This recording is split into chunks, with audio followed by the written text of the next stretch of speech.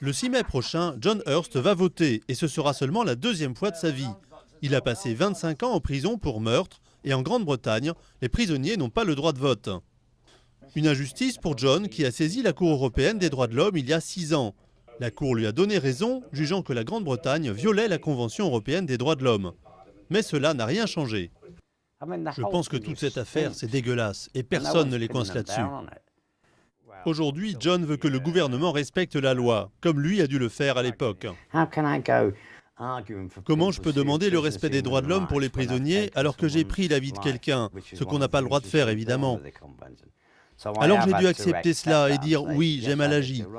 Mais la Déclaration universelle des droits de l'homme dépasse cela. Elle s'applique à tous les êtres humains, quels qu'ils soient.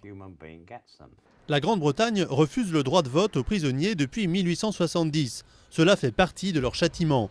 Mais aujourd'hui, elle se retrouve isolée en Europe et aussi hors la loi. Selon l'Association pour la réforme des prisons, donner le droit de vote aux prisonniers est essentiel pour leur réhabilitation.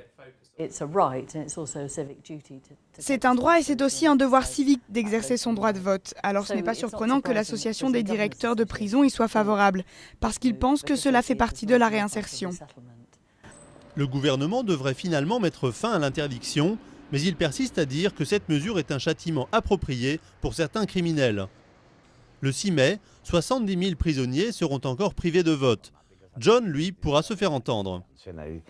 Ils ont eu 5 ans pour agir et redonner le droit de vote aux prisonniers et ils n'ont rien fait, délibérément. Alors vous voyez, je vais les punir pour de bon, les travaillistes. John a décidé de donner sa voix à un autre parti, les libéraux démocrates.